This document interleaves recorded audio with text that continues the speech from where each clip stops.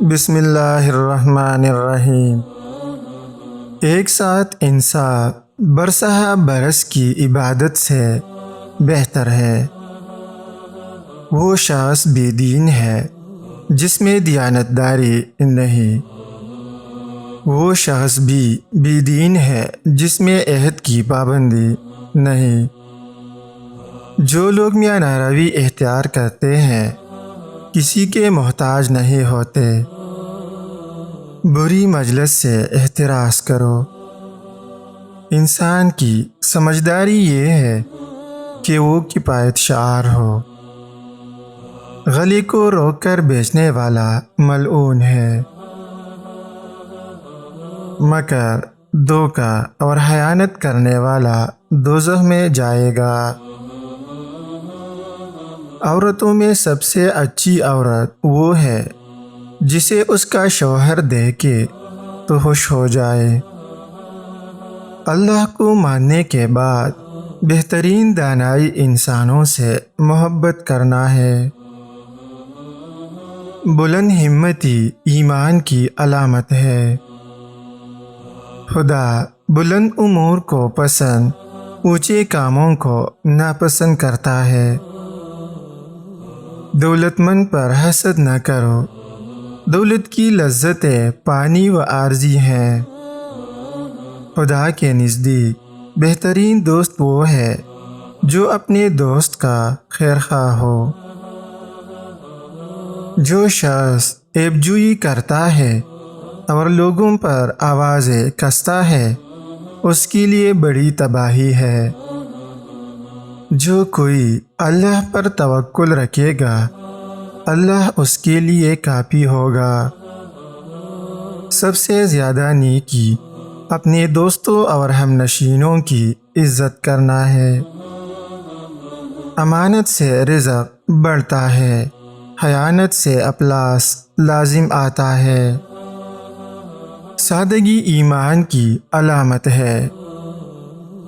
اپنے کو مظلوم کی بددعا سے بچاؤ، اس لیے کہ وہ خدا سے صرف اپنا حق مانگتا ہے اور خدا حقدار کو اپنا حق مانگنے سے نہیں روکتا، یعنی اسے اس کا حق ضرور دیتا ہے۔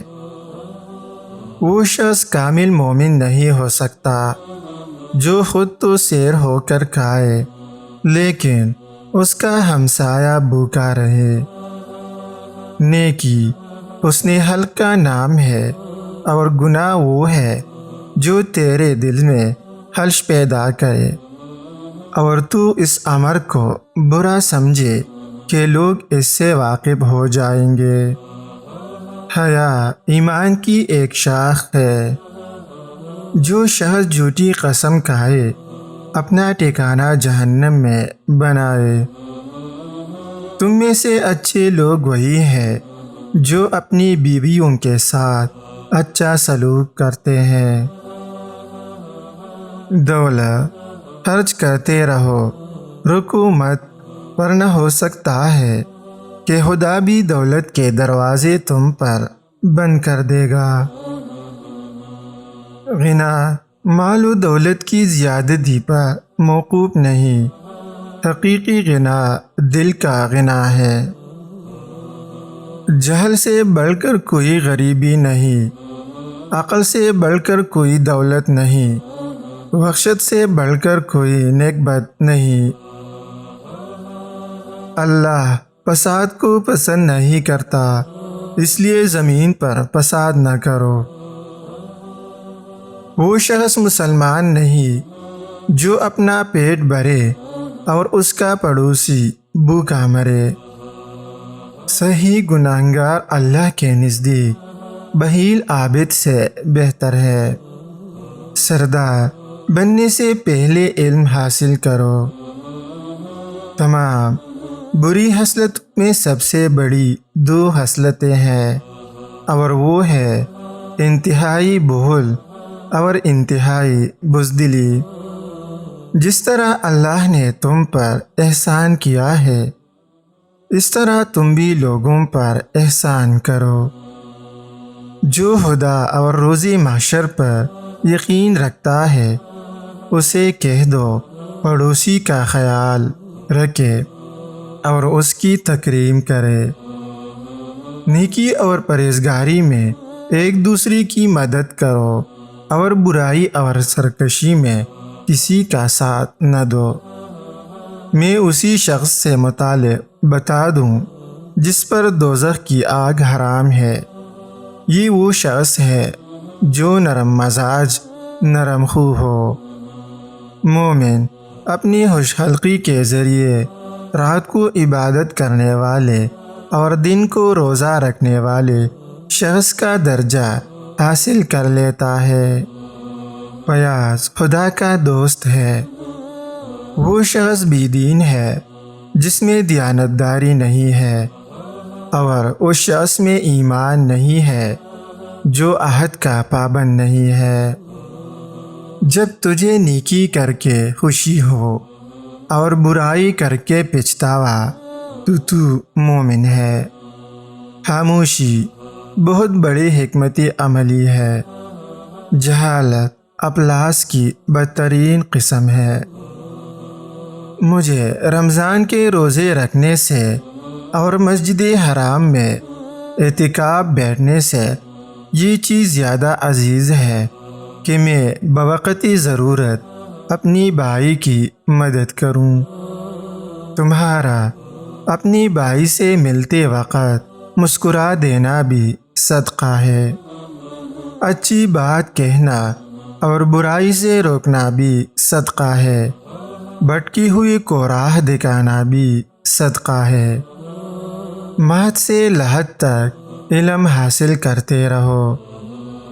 دو شخصوں پر رشک کرنا چاہیے، ایک وہ دولت مند جو اللہ کے راستے میں مال خرچ کرتا ہے، دوسرے وہ عالم جو علم کے ذریعے فیصلے کرتا ہے۔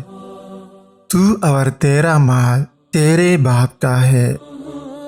جو خود رحم نہیں کرے رحم کے قابل نہیں۔ بہترین بیوی وہ ہے جب خاوند اسے دے کے تو پھولے نہ سمائے۔ اگر اسے کوئی حکم دے تو فوراً بجا لائے، اور بہترین خاوند وہ ہے جو بیوی کے ساتھ حسن سلوک رکھے۔ اپنے گھر کی دیوار اتنی بلند نہ کرو کہ پڑوسی کی ہوا رک جائے۔ اے ناپ تول والے تاجروں، تم لوگوں پر دو ایسے کاموں کے ذمہ داری ڈال دی گئی ہے جس کی بدولت تم سے پہلی گزری ہوئی قومیں ہلاک ہو گئی۔ اشیائی ضرورت کو روک لینے والا آدمی کتنا برا ہے۔ اگر اللہ چیزوں کا نر سستے کرتا ہے تو اسے غم ہوتا ہے، اور جب قیمتیں بڑھ جاتی ہے تو خوشی سے پولا نہیں سماتا۔ سنو، ظلم نہ کرو۔